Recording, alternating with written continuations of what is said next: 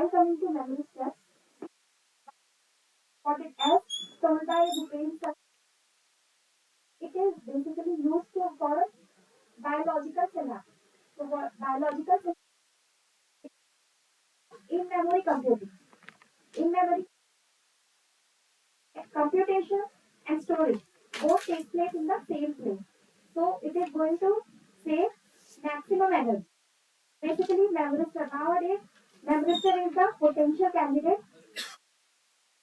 in memory computing. So basically, again a concept that is a memory-based inductor and a memory-based capacitor. So here is a grounded memristor emulator which is designed using analog building blocks.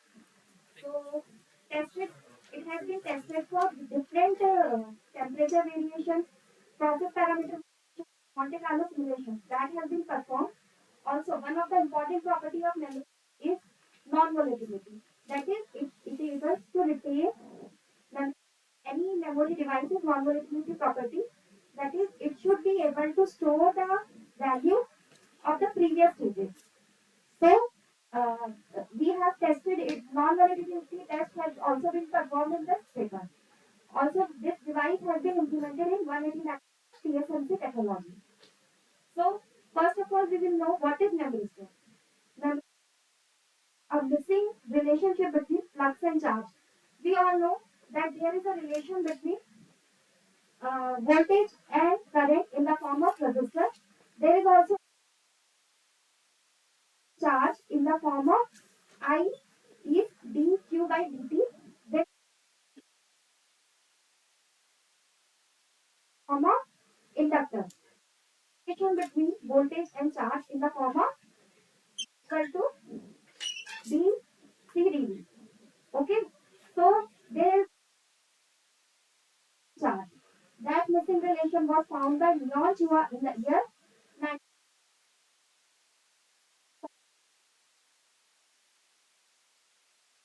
It is having a memory property.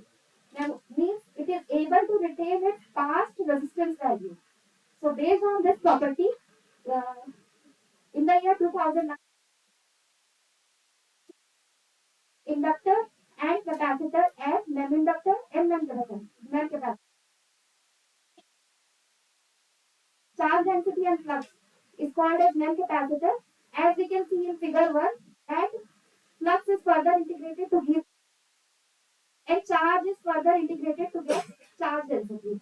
So, a relation between flux and charge density is our capacitor, and the relation between charge and flux density is inductor. So, these are the relations that we are concerned. Before going to MEM inductor, we must know that for any device, there are three fingerprints.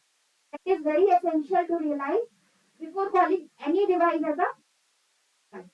So, first is the pinch hysteresis loop. So, what is pinch hysteresis loop? That if you are applying, if this is your memory device,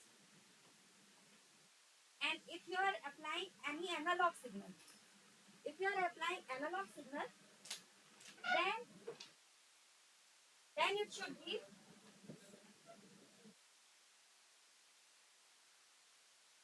pinch hysteresis loop. Pinch hysteresis loop means it should be pinched at the origin. This is the origin between the voltage and current ground. If it is pinched and if it is a hysteresis loop, then the second property is as we increase the frequency. If you are increasing the frequency, then this pinch hysteresis loop area should decrease. Means earlier this frequency is 10 hertz. Then this frequency should be 100 hertz or greater, whatever it is.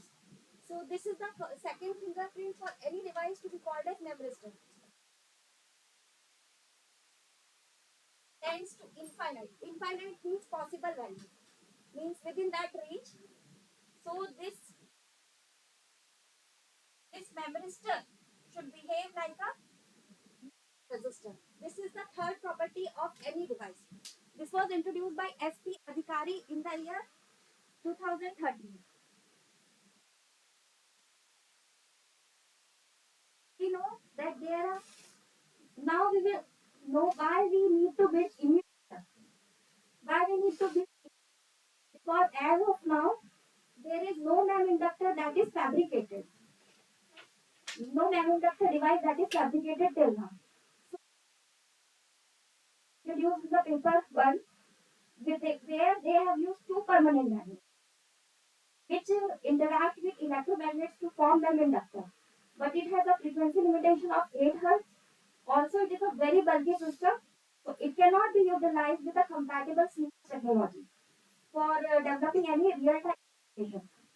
So, to know the real-time applications of the device, we need a NAM inductor emulator.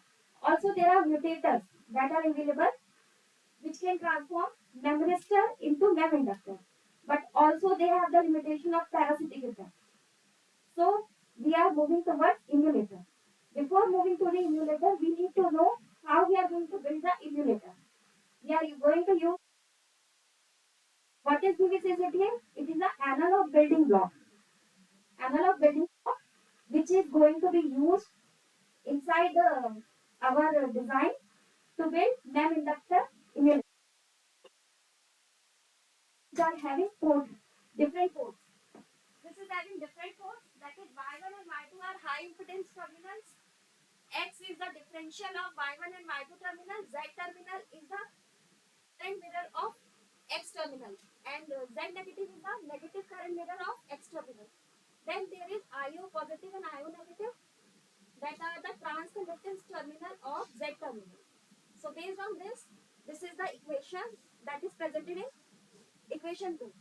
And also this is the GM. GM is the transconductance terminal. This is the transconductance terminal which we have used here. And this is derived using the next circuit. So this is the basic equation.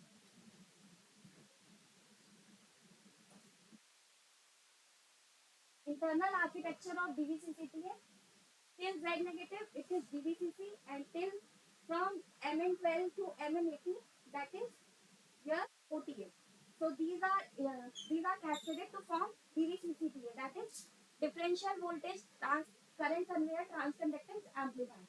This we have taken from this paper design, but that was available in the current control format. So we have changed it to voltage control format for our application. And that GM value which we got this we have derived from this circuit.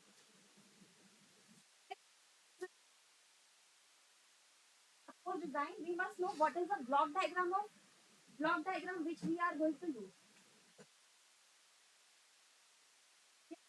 AC voltage source which is going to get integrated, and that is going to give flux, and flux is again integrated to give flux density.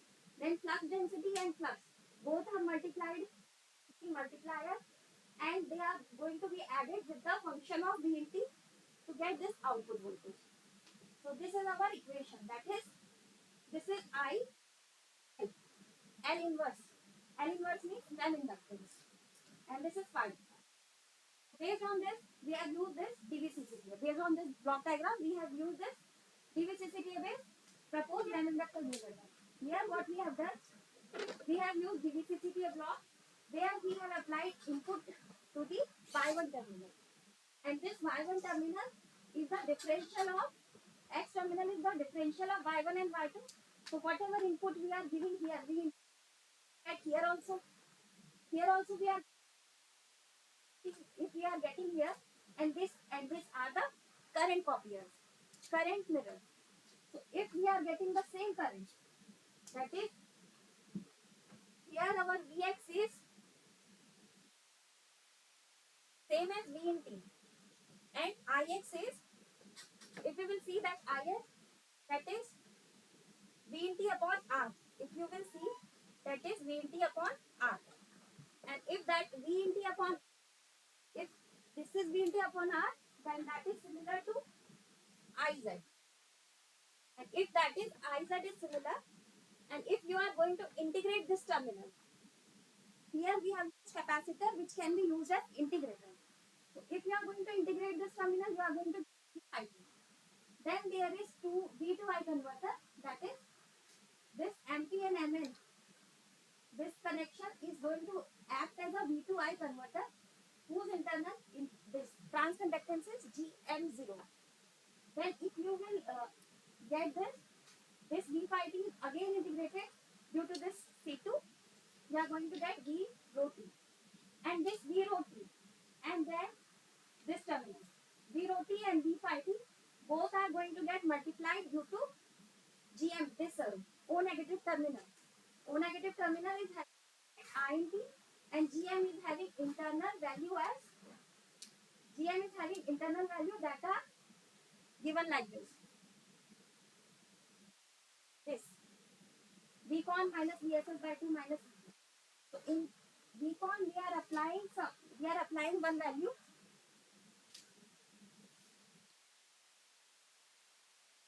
Here we are applying V rho T, and in the IO TNT we are already having this terminal. So we are going to get our overall equation like this. While deriving, we will get this equation. So here V bias. One important point is V bias, we are using it as multiplier. So this is our overall equation. In this overall equation, one part is dependent on time. We can see that this